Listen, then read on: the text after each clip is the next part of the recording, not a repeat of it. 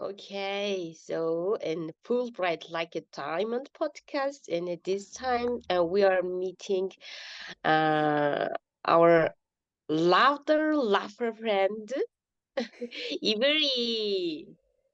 And welcome, Yiviri. Woo! Please introduce yourself. Thank you so much, Molly. Thank you, Nomi, for having me. My name is Yiviri Rasifatov, and I'm from Cameroon. Um, I'm an English language teacher, and I've been teaching for about 10 years now. So when I traveled to the US for the Fulbright program, I was actually in my 10th year in service as an English language teacher. Yeah. Woo! We are over the moon to have you here, Yiviri. So it's very interesting to have someone who have been working as a teacher continuously and with like kind of full heart, full dedication. So my question is, what made you an English teacher?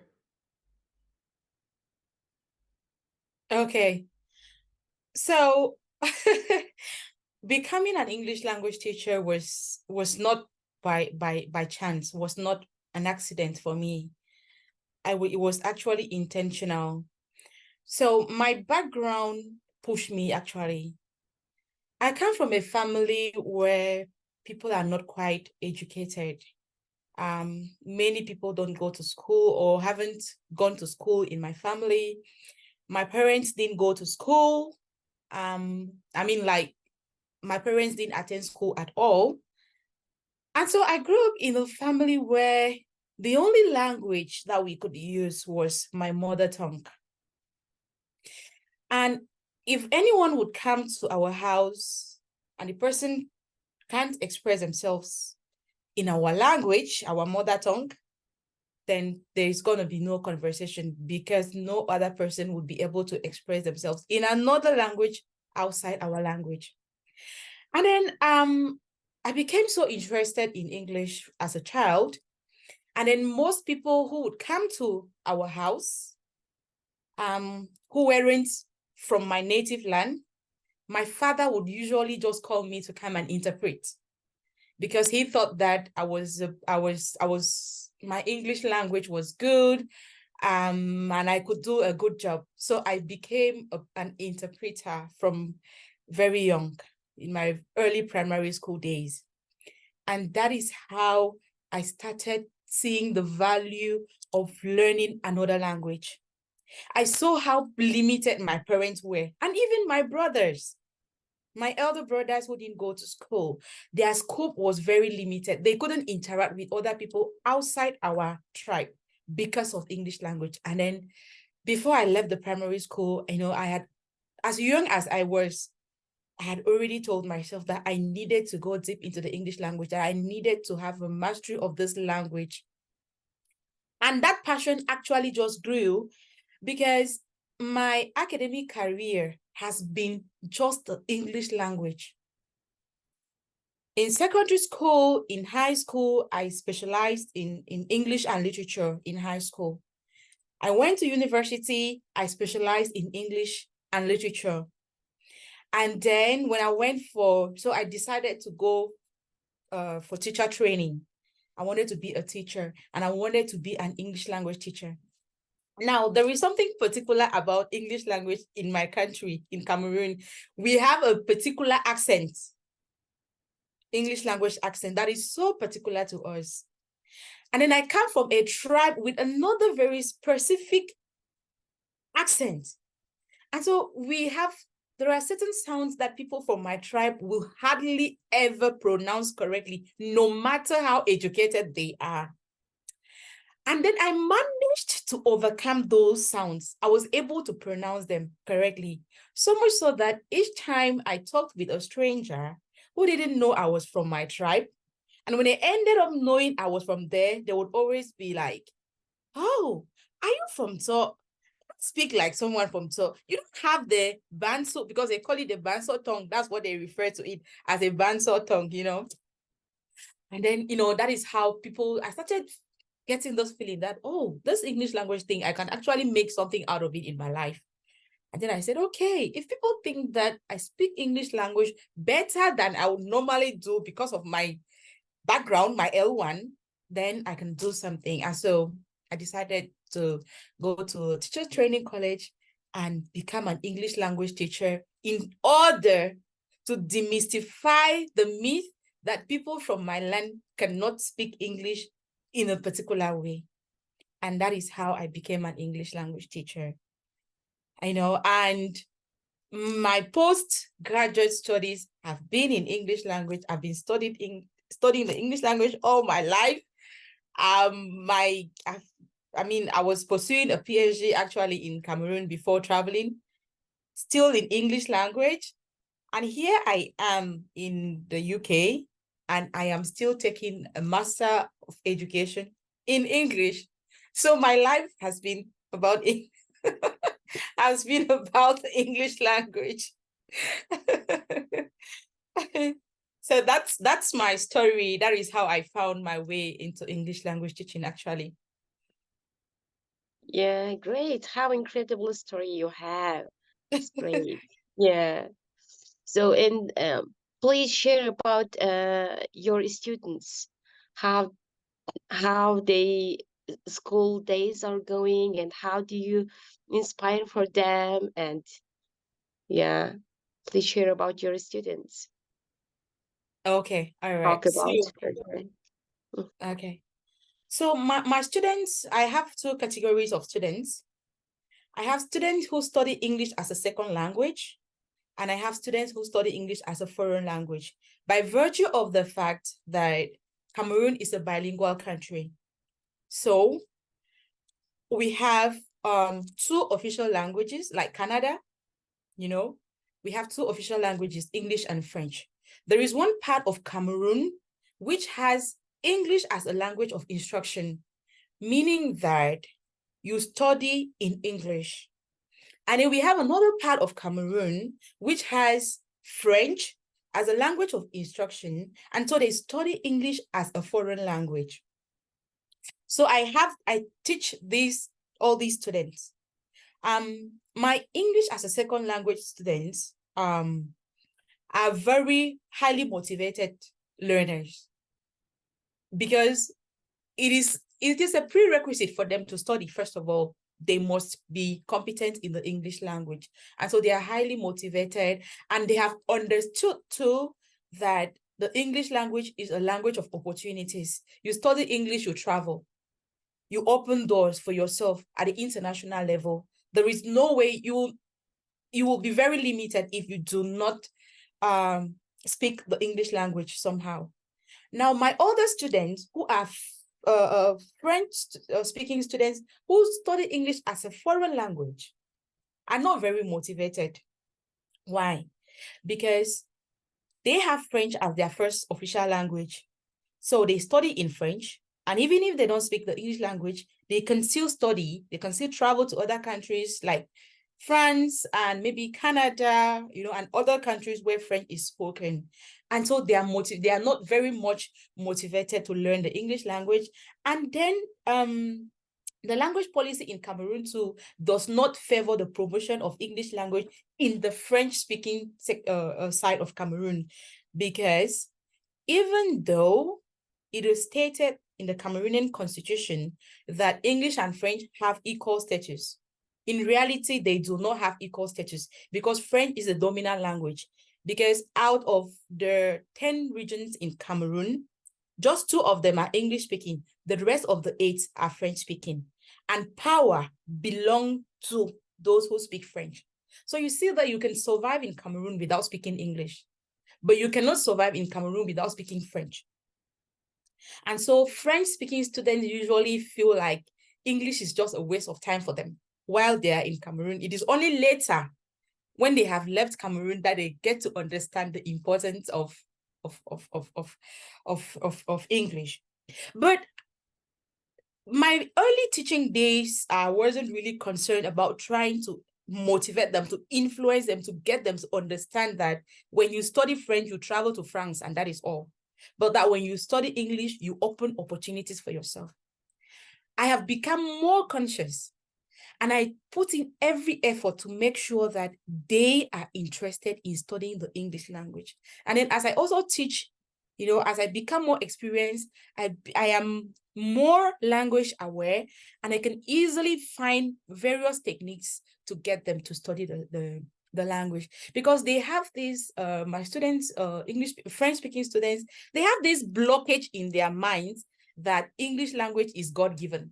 That is what they always say. They have a very common expression in French where they always say l'anglais c'est Dieu qui donne.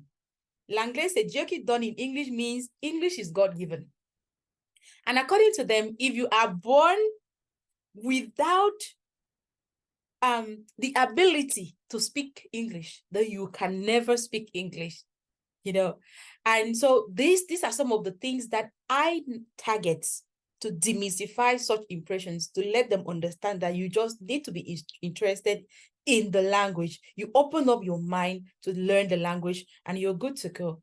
And I think for some time now, like maybe 2-3 years, I've seen a lot of change in my students' attitude, And then as a teacher for my English as a second language students, as a teacher, most of my students actually look up to me.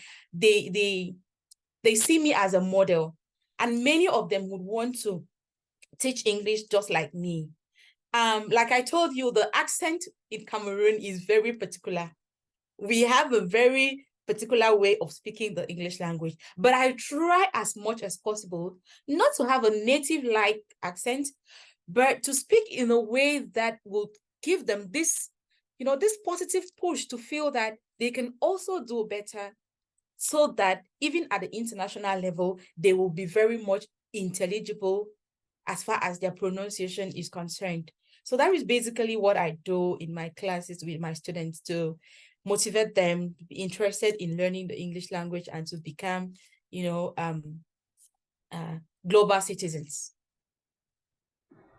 Wow, what an interesting case you have. Also, I think you are such a great storyteller that every word and sentence you say, they are very vivid. We can like imagine them in our minds and like watching movies. So, Oh, yeah. Wow, like I feel flattered.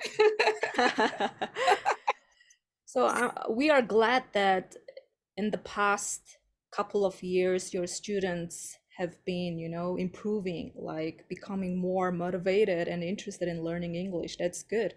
And also you mentioned that you speak a particular accent, right? I do Yeah. agree with that because my peer Nanje, I had this difficulty to catch his ideas in the beginning of my journey in the US. Yeah. Like I tend to ask him like, oh, sorry, pardon, Yeah. again and again. But at the end of the program, I was very successful to catch his every single word. And I think like being different makes such a diverse group. So Yeah. I think we don't have to worry about like our particular accent because there's no one certain English, but Exactly. world Exactly. Englishes. So yeah, so we are so amazed by your great stories. And the next question I have is that, well, your students definitely look up to you because you have been to like certain countries where people speak English. I think that definitely motivated your students to learn, speak more, to speak English more, right? So please share us with your application process for the program Fulbright T. So how was it? How did you find this scholarship program? Okay. Thank you for that question. So, I still find it sometimes very strange that after teaching for so many years, I didn't know about the Fulbright program until that year I applied for it. I had never known about the Fulbright program. And then this is what happened. I think that was in 2022 when we applied. Yeah. So sometime around November, I think it was November 2021. That was actually the beginning of my professional development journey. Not just my Fulbright journey, but my professional development journey. I think the month of November 2021. So there was this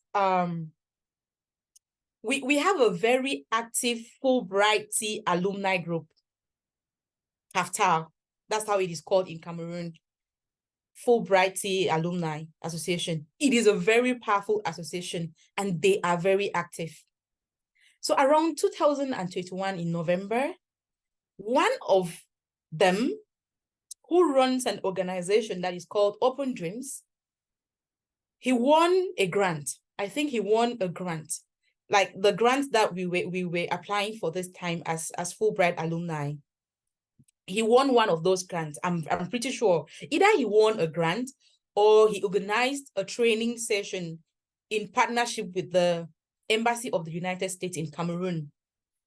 And then they sent out application forms for people who were interested in attending. And then I fell on that application form and then I applied and I was selected. At that time, I had a baby. I think I had my baby. I had a baby. My child was just about 5 months old. But there was just something in me pushing me to just go do something. And despite the fact that I had a little baby at hand, and I didn't even have a nanny, I took my baby for that training. And during the training, I met with some colleagues that I've taught with in some schools before. And then they were so active. I felt like they were different. There was something different about them. They were not like the ordinary Cameroonian teachers. And I was so interested in finding out that thing that has made them to be this unique. They were already the Fulbright alumni. I didn't know about it. So throughout the program, it was actually focused on instructional technology. And at the time, I can tell you that I was blank as far as anything technology is concerned. I knew nothing, even PowerPoint. I had no idea where to go to on my laptop if I want to design. We are already in 2021. I have no idea about PowerPoint. I have no idea about any digital tool. And so it was during that program that I was introduced to PowerPoint. I was introduced to, was it Kahoot? Yeah, I think Kahoot, Quizlet, and some of those digital tools. But I found them very difficult because I'm not a very, I'm not tech person. I usually feel very uncomfortable with tech. I just feel like I cannot do this. I cannot go through it. So most of the times I feel like if I'm trying to manipulate, my phone may get bad or my computer will get bad. So I get very, skeptical when I have to click one or two things. And then at the end of that program, I managed to learn some few things. But this is the most interesting part of it. The last day of the program was dedicated to teachers being exposed to the US programs, exchange programs. And so they did a detailed presentation about Fulbright, about Susie, about Fulbright Scholar, about the Hubert Humphrey. They talked in detail about all the US exchange programs that I knew nothing about. And that is how I got up from my sleep. I said, wow, really? And then I saw people with whom I had taught who were already Fulbright alumni. And I said, this thing is doable. If this person can have it, then I can also have it. And that is how I got my inspiration. And I told myself that I was going to apply as soon as the application window. We're already in November. So just like, I mean, a month after, the application window for Fulbright was opened. And then I couldn't miss that opportunity. I started my application. It was a very difficult journey, of course. I'm sure we all know that. But I was also very fortunate that I stayed in contact with the Cameroon Fulbright alumni through this organization called Open Dreams, run by one Fulbright alumni called Akaba James. I kept in contact with them. And so they have their WhatsApp groups. And then they organized mentorship sessions for teachers who were interested in applying. Then I attended their mentorship sessions. And that is how I was enlightened about the application process, how to go about it, what to do, what not to do. And then I just came back and I put in my experiences, the things that I do, the little things that I do in my classroom, in my school with my students that are unique to me. I just put all those things together. I just told my story. You know, it was just about telling. That one thing I got from the mentorship program was that through the application process, you should tell your story, because each person has a unique story, and it is that uniqueness that makes you to stand out. And that is how I told my story. And that was my first attempt of applying for scholarship. And I received an email some months later that I had been shortlisted for Fulbright interview. Oh my goodness. It was like a dream to me. I couldn't believe it, you know. And I went for interview. Everything was good. And, you know, months later, I got my confirmation that I had been selected as a Fulbright team participant for that year. And that I was the, how do we call that candidate? Because they actually, when they select candidates, they actually classify them. That was a principal candidate. Yeah, that was a principal candidate from my cohort that year. Wow.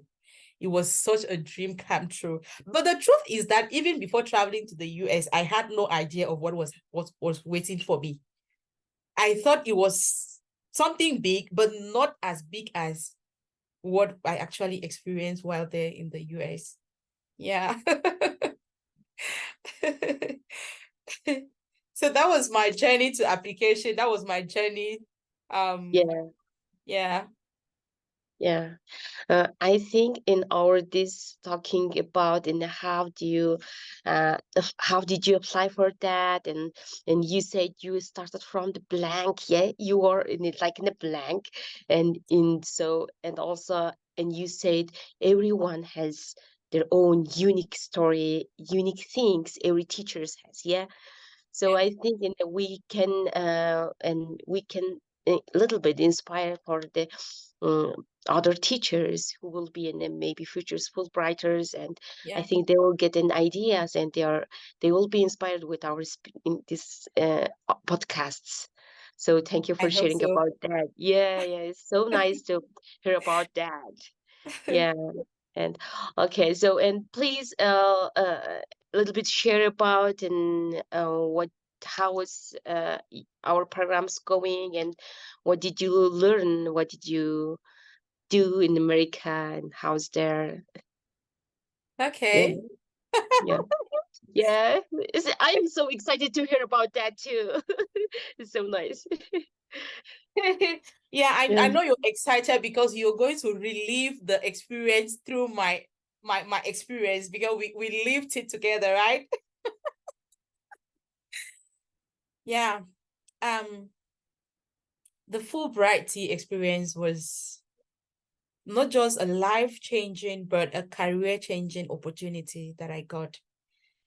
I'm not sure if I'm going to be having any professional development program so soon that can match up to Fulbright. Fulbright is transformational. Fulbright is everything. that every teacher should experience. Sometimes in your teaching career, there are times that you really feel like, I am tired. I'm worn out. I mean, before traveling, I think I was already tired as a teacher.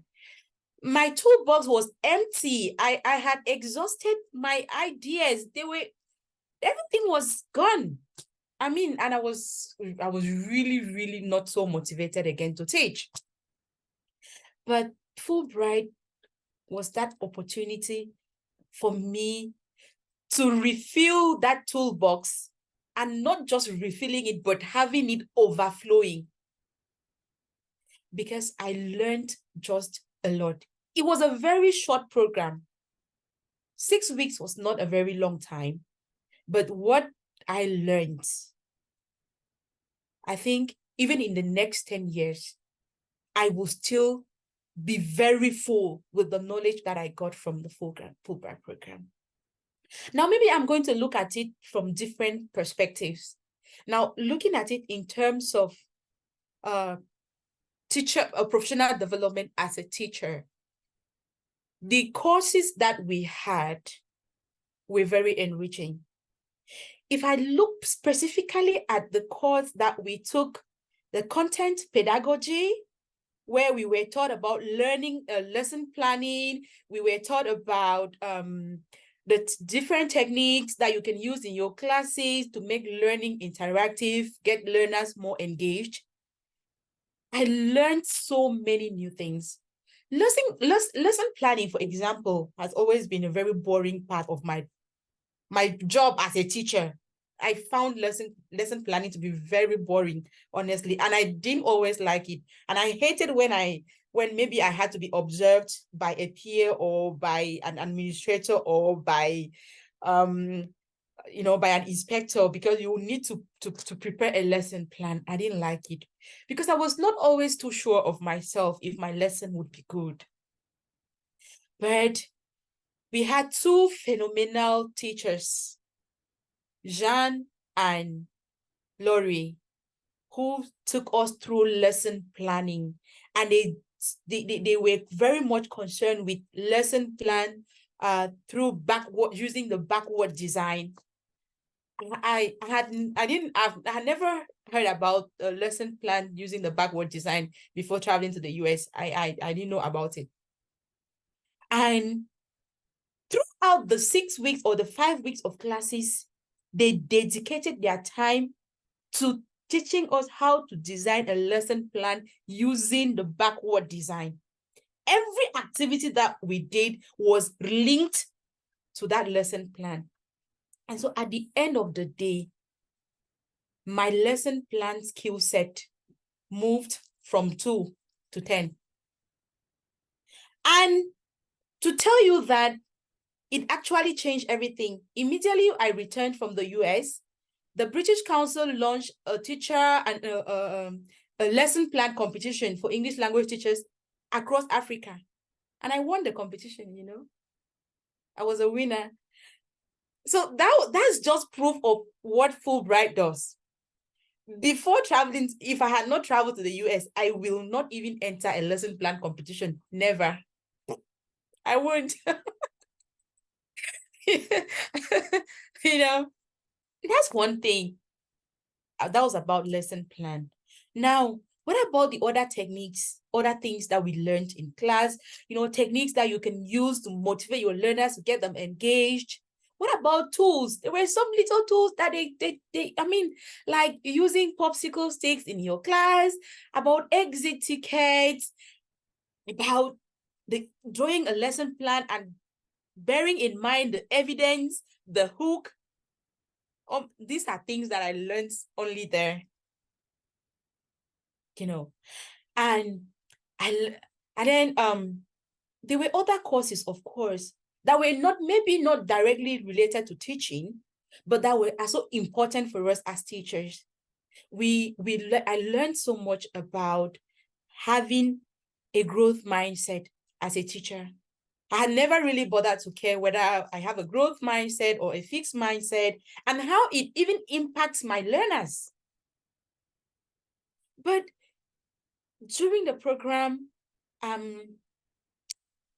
there was a lot of discussions about the growth mindset and how you as a teacher, the kind of mindset that you have and what you think about your learners, how it directly affects their learning.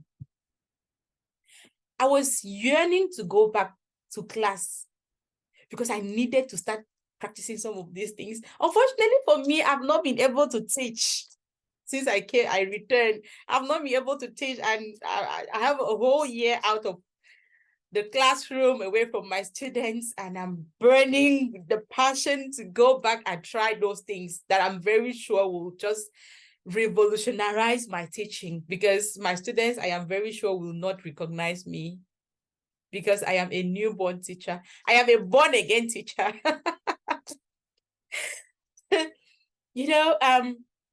And so many other things. Now, talking about my experience in the field, of course, we had some kind of practicum.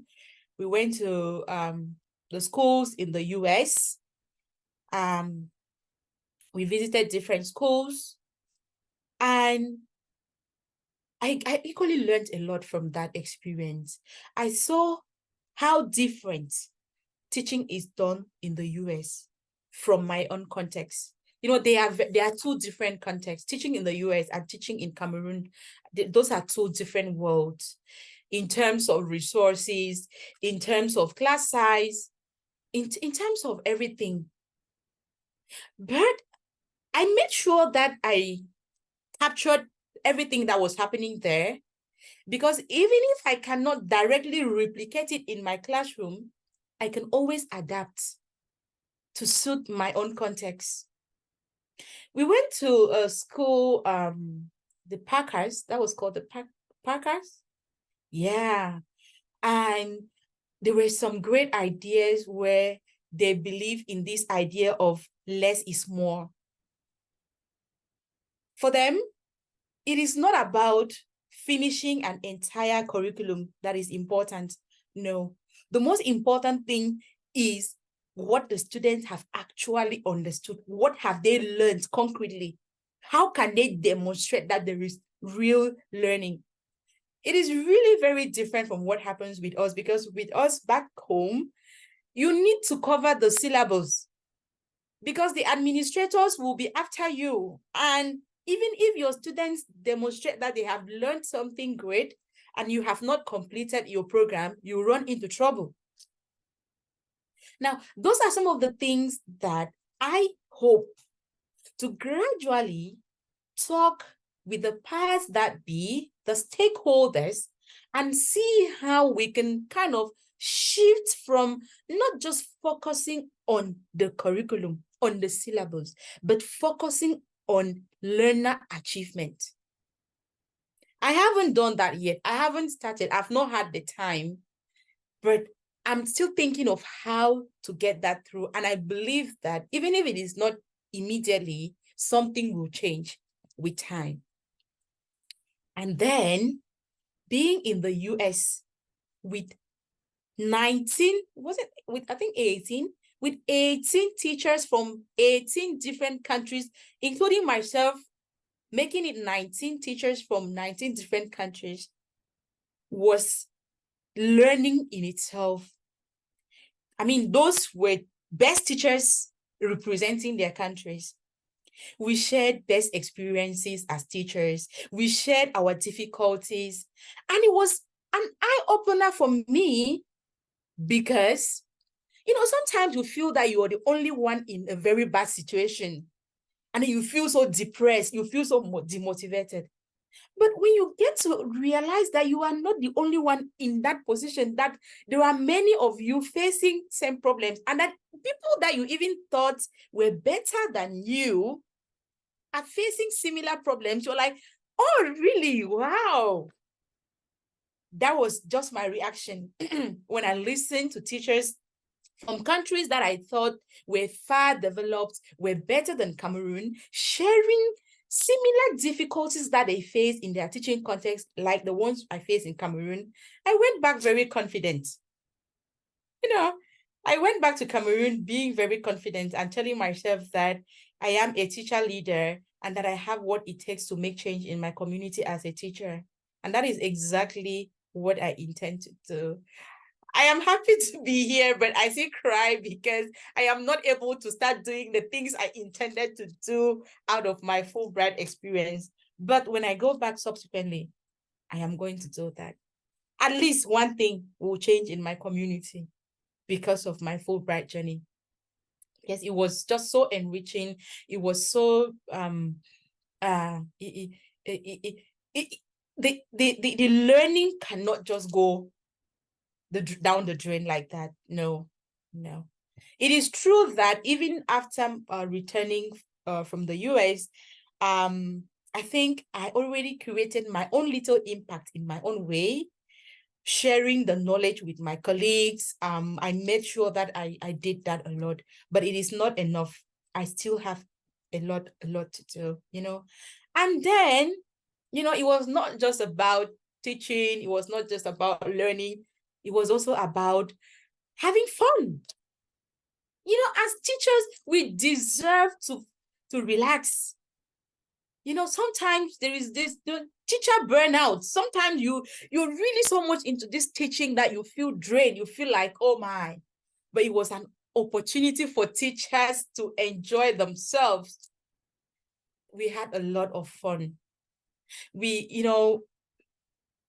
went to different places. We visited different places in the US, traveled to New York, visited different places in Massachusetts, where I did my program, the University of Massachusetts, attended different programs to get immersed, to learn about the US culture.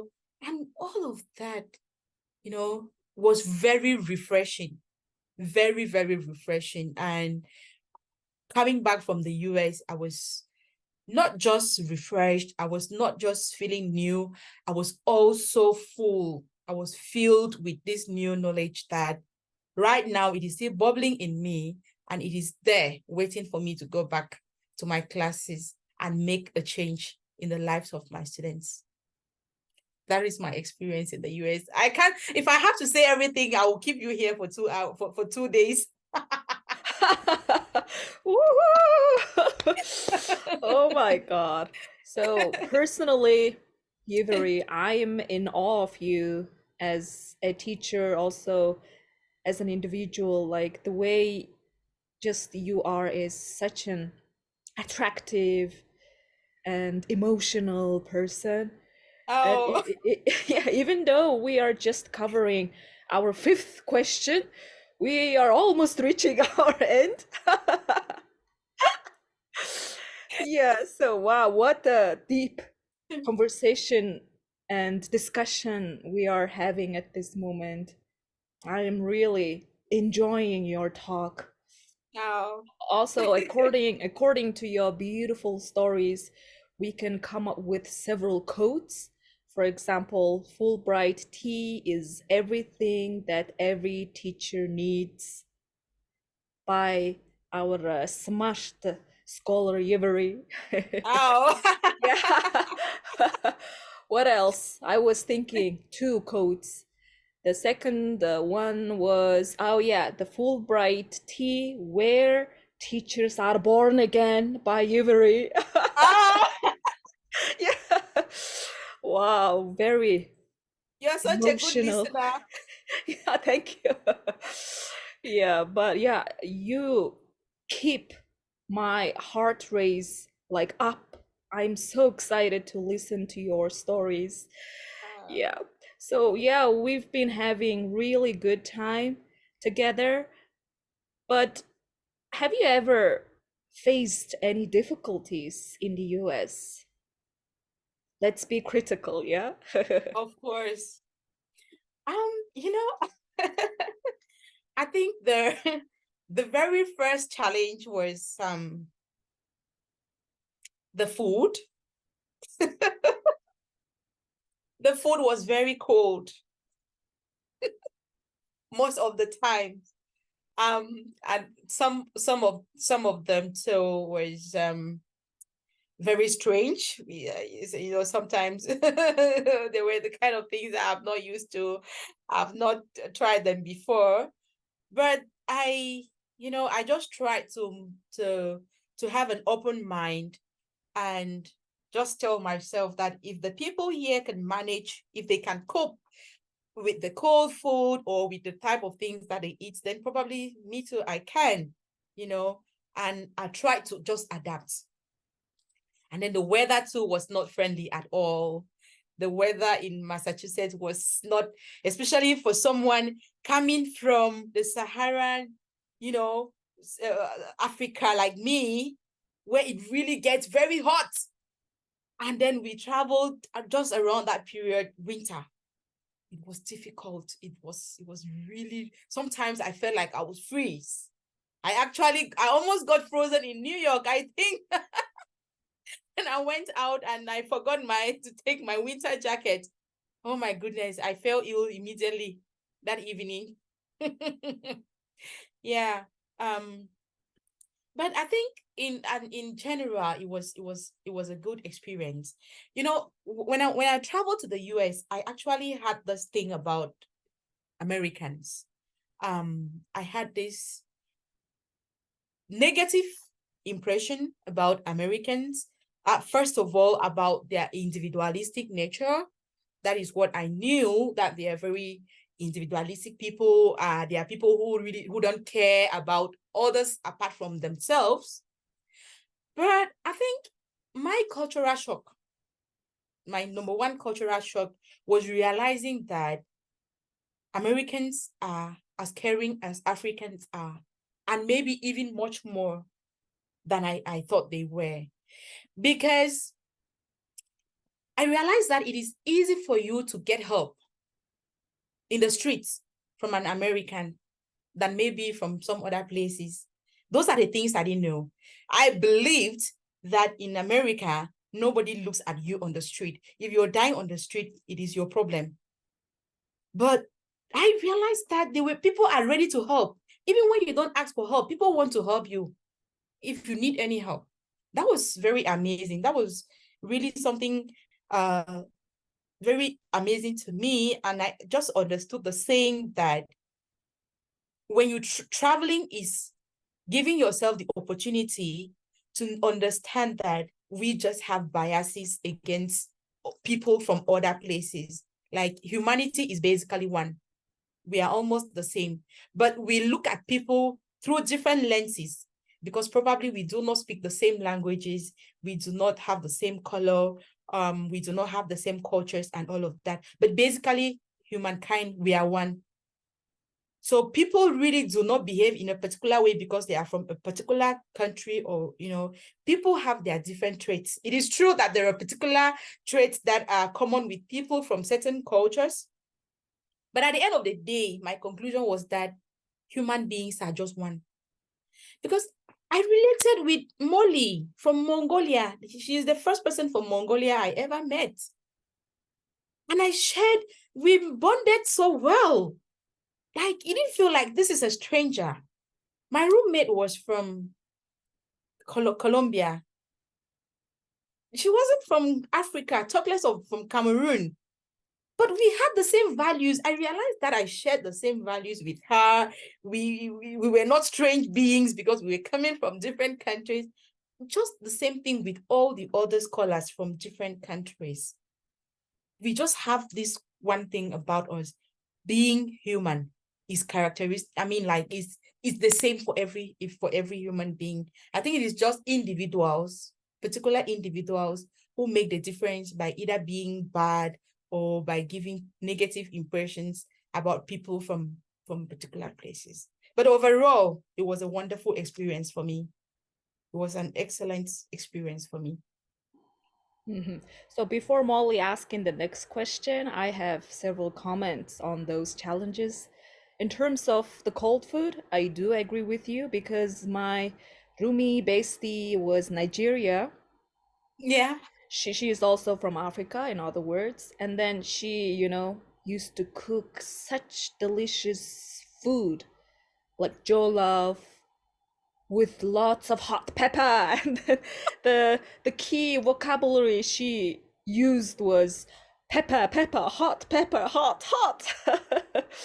And then whenever we tasted that delicious hot jollof, I also said that, oh, we have this dragon breath, like hot. So our listeners now may be getting the point that our peers from Africa, they eat really hot food. The hot pepper, it's really spicy, but tastes so, so yummy. Yeah.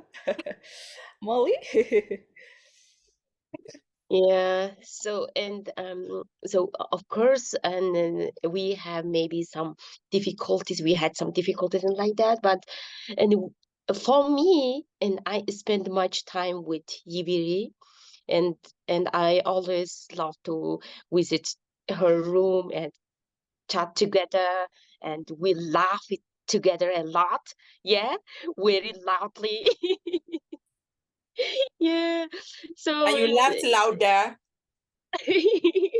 no, yeah. So I called her in my laugher friend. Yeah. Mm. And I think are we going to almost finish? Is it last question, Nami? Yeah.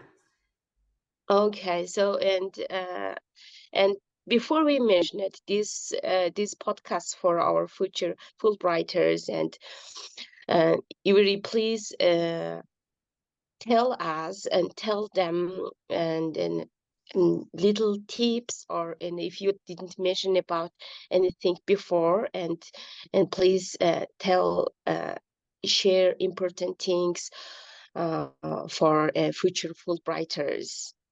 So what will you tell them? Okay. In terms of the application process, or what specifically? And you can just tell them just in not for just application, just tell them, and the same is a unique story, and I love that one.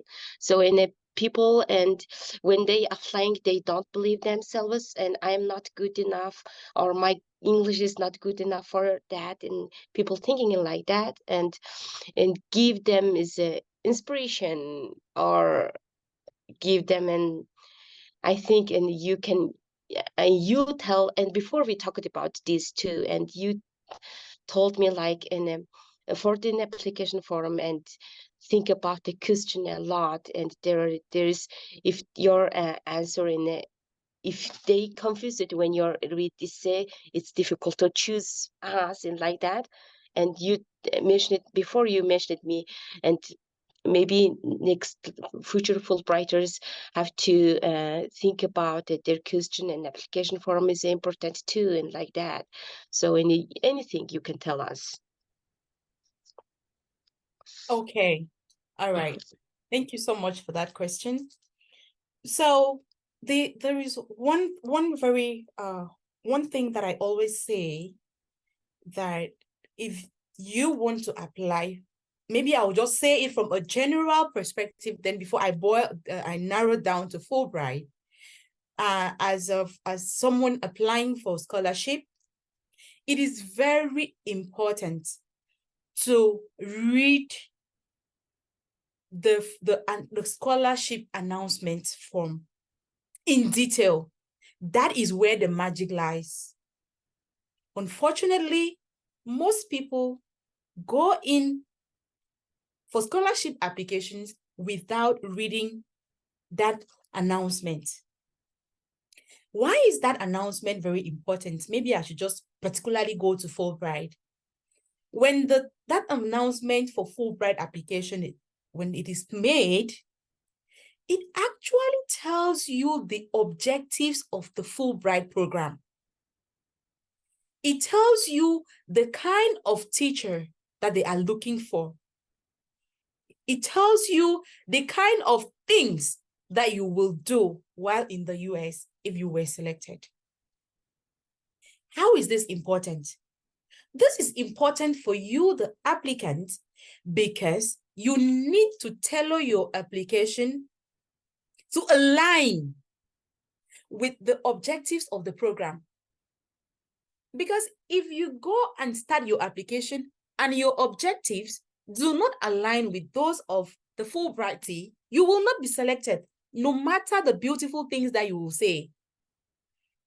Because they will not be able to, your expectations will not be met if you are selected and your objectives are different from their own objectives.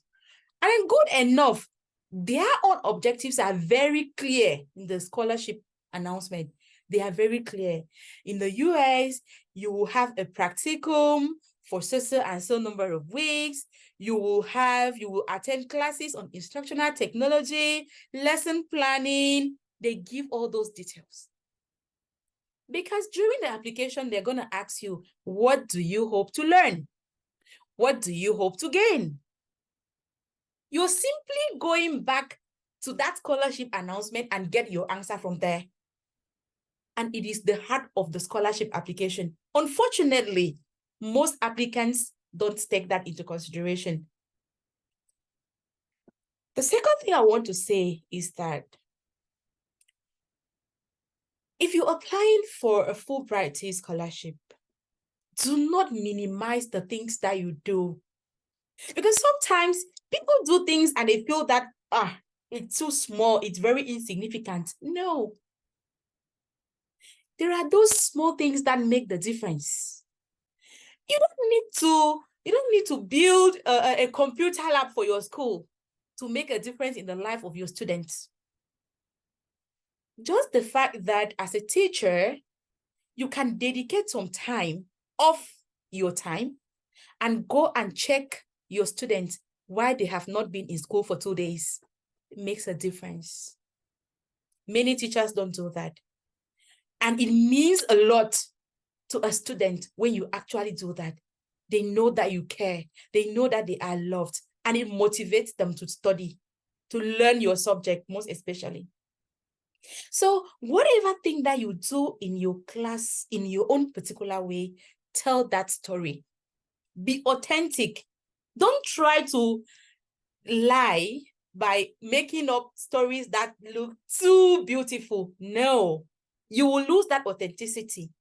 Just be yourself and tell your story exactly the way it is. Because like I said before, it is the uniqueness of your story that makes you to stand out. Nothing more. Those are very key issues that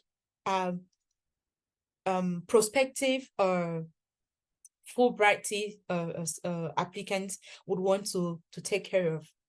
I mean, what about English? You don't need to be A.S. Hornby of the Oxford Dictionary. No. Like Shakespeare said that the best, even though Shakespeare wrote in his own kind of language, but he still admitted the fact that the best language is the simplest. Keep it simple. Write in a way that anybody can read and understand. The application reviews can be very challenging. And so when you write in very sophisticated grammar, where someone would have to consult the dictionary every now and then to check what you're saying, someone can just get tired and then just cross an X in your application because you were not effectively communicating. You were just, using big words to give them a hard time. Keep it simple. Use simple grammar. That's the best language to use and pass across your message as diligently as you can. I think that is what I can say. Oh, wow. We really appreciate your tips because I think you have just provided us with extremely crucial tips. 3 tips, right?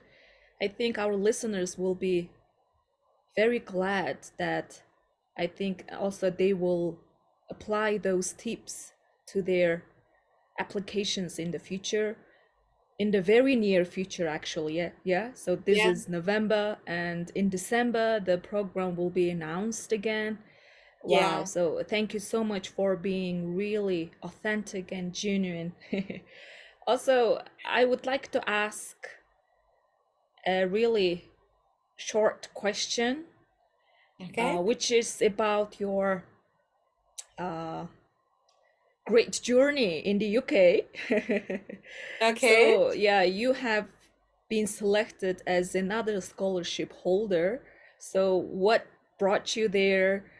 Did this Fulbright tea experience help you to, make your application shine like a diamond? Like any interesting news on your current experience in the UK?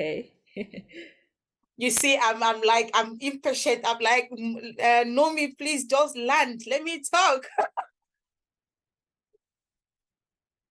because the Fulbright experience has really made me to shine like a diamond. From the very second I returned to Cameroon, I have been that shining light, thanks to the Fulbright. Maybe I will not directly go to my program here in the US, but I will just give you some tips or my other achievements that fell in place as a result of my Fulbright journey. Immediately I returned from the US. Just 1 week after, I think, I started training teachers. So that was my first teacher training program that I attended. We had just been introduced to artificial intelligence. That was the last thing that we learned before leaving Massachusetts.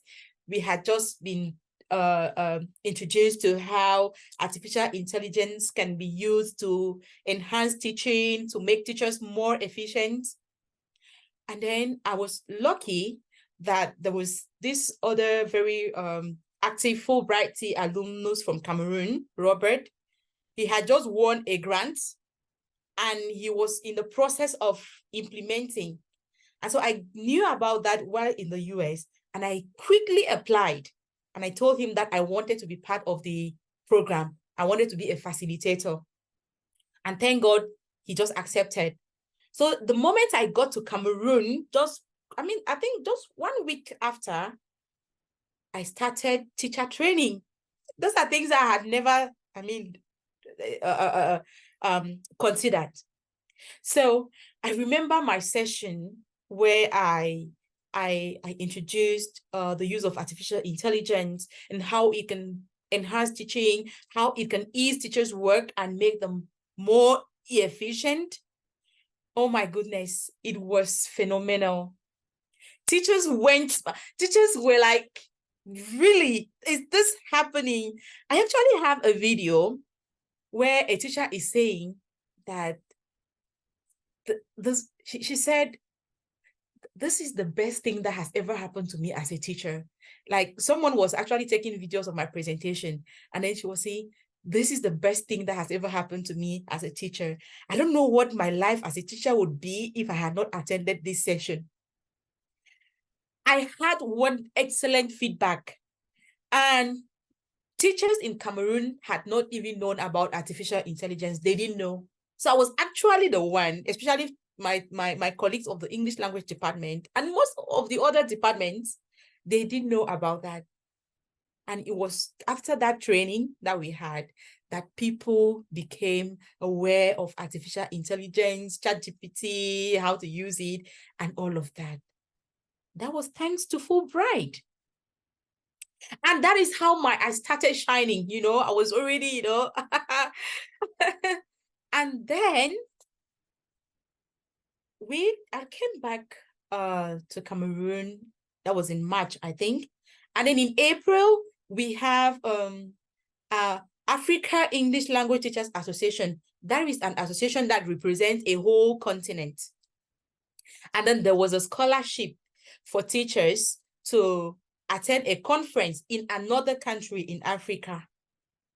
And then we had to submit applications. and the best application were going to be awarded the scholarship.